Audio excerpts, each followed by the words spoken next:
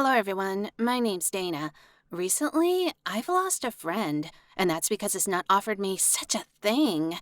Right now, I'm walking along a suburban highway. I don't even know what I'm more afraid of right now: wild animals, truckers, or my ex friend. Because it's her fault. She and her boyfriend are the ones to blame. By the way, her BF is a real crazy ass. So now I'm in such a ridiculous and life threatening situation. But before we move on with the story, please subscribe to the channel. Click the bell button to never miss new videos. Thanks! Now, here we go.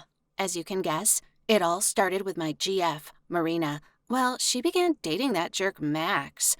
Why is he such a jerk? Well, Max was the most famous player in our town. As rumor had it, he never missed a girl to have fun with her. And it's logical he wasn't going to change for the better just for Marina. Well, why would he give up such a hobby? The worst thing was that I was worried about my friend. After all, we've been together since kindergarten. She's a good, kind, and understanding girl, even a little naive. She's one of those girls who every guy tries to control. She'd loved Max for a long time, despite all his shortcomings. And she didn't listen to anyone, believing he would change. When Max started trying to hit on me while he had already long been in a relationship with Marina, I immediately told my friend about it. Of course, I turned him down. Why would I need such happiness? But Marina acted like she was blind. She repeated, "They're in love." And he just likes to flirt with other girls. Because he had serious feelings for her. Like, he just talks to girls and there's nothing special about it. I thought my friend finally went nuts because of her stupid love. I tried to reduce our communication. My mom always told me it's no good getting into other people's relationships, but my attempts to reduce communication didn't stop Marina. She kept calling me every day. She kept telling me for 3 hours in a row how wonderful her Max was and how happy they were. Apparently, my refusal to talk to them didn't fit into their picture of the world because Max also started to bombard me with messages, most of which were indecent. He caught me near school and even tried to give me some nonsense like chocolates. Sweets for a sweet girl. What crap. It was disgusting, and it's still a shame for my friend. Moreover, in parallel with me, Max tried to pick up 2 other girls from our class. At least one of them had less conscience than me. As far as I knew, they went to parties together a couple of times while Marina was waiting for him at home, and they seemed to go somewhere else too. Anyway, it was kinda a Netflix love series, and I would have even laughed at it if I wasn't involved. I gave Marina more proof that Max isn't the kind of guy who is worth a normal relationship, but Marina wouldn't listen. Instead, she kept on excusing Max. At some point, she even uttered sorta, "That's okay." And that's when I realized all my attempts to open her eyes were in vain. In the end, I asked them both not to communicate me, whatever happened. Just do what you want. Anyway, I don't want to take part in this. And Marina can forget about friendship with me forever. Marina agreed and Max agreed. But then, they offered me to go with them to a party outside the city to celebrate our agreement. Their point was like, okay, you don't want to be friends with us anymore, but hey, let's part as friends, so let's party together. They both repeated it 20 times. In the end, I gave up and agreed to go to the party. Max also described how cool it would be there. A big group, cool places, dancing until morning, no adults or nervous neighbors. Just perfect. Let's relax before hard exams. So I thought, hey, why not? After all, I'm not a school party goer at all. I've never been to a party anyway. And here it all sounded so nice and safe. Well, I agreed. I wish I'd stayed at home, honestly. I wasn't even alarmed by the fact no one else at school knew about a cool party in the country. Normally, such things are discussed everywhere. Like, girls try to pick out the best makeup and outfit, and boys are discussing which girls they want to hook up with there.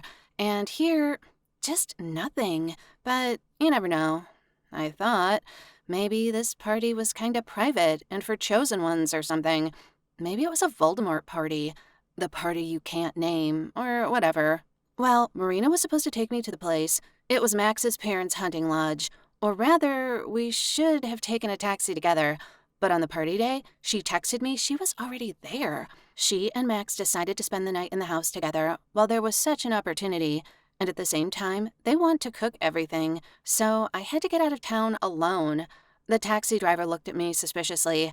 Either he's a maniac or he's never had to take minors so far from the city before. I don't know. It was creepy.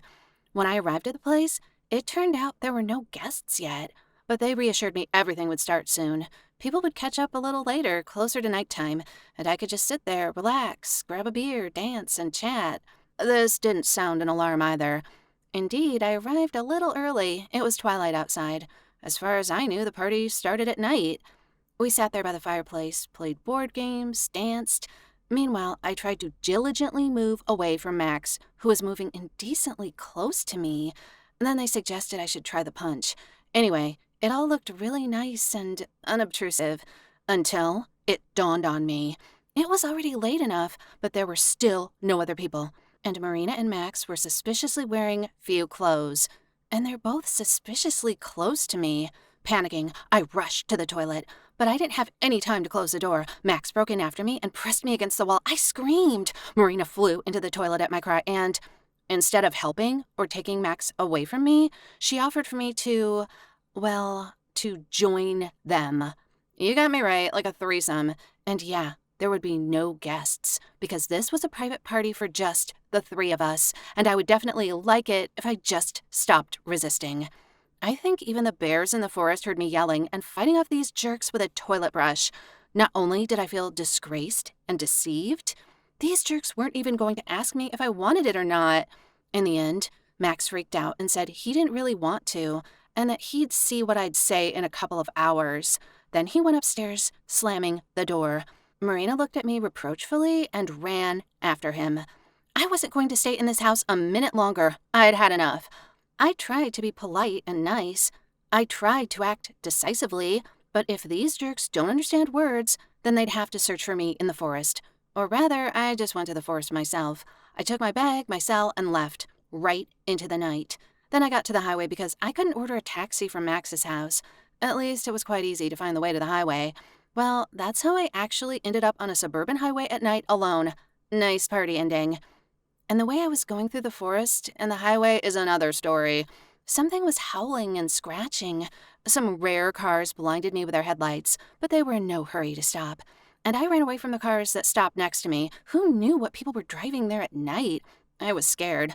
But it all ended well. In the morning, tired, scared, and frozen, I still got home.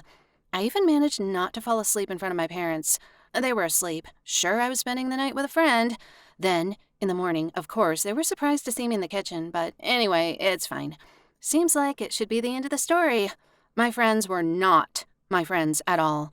I heroically escaped from freaks. A happy ending? No, sir. On Monday at school, Marina approached me as if nothing had happened. She said something about missing me. Then she said she had a lot of news. I tried to run away in a panic, but she grabbed my hand and dragged me somewhere. We ended up at the dead end of a corridor where no one usually goes. Marina, without changing her cheerful intonation, said she owed me an apology. She didn't think everything would turn out this way, and that Max was so infuriating to me. When I tried to answer, it wasn't just about Max who pissed me off. She ignored me. Then Marina said something that stunned me. She said if she, Max, and I couldn't do anything, then we could try it together. It's even better because her whole relationship with Max was fake in order to lure me into bed. That's where my lifelong friendship with Marina ended forever. It was just the last straw. I finally realized that's it. I didn't want to talk or communicate with such crazy guys. Let them entertain themselves the way they want. What would you do in my place? Would you try to keep such a friendship or not? Text your opinion about the story in the comments. And don't forget the likes. Share your stories if something similar ever happened to you. Thanks for watching, guys. Bye!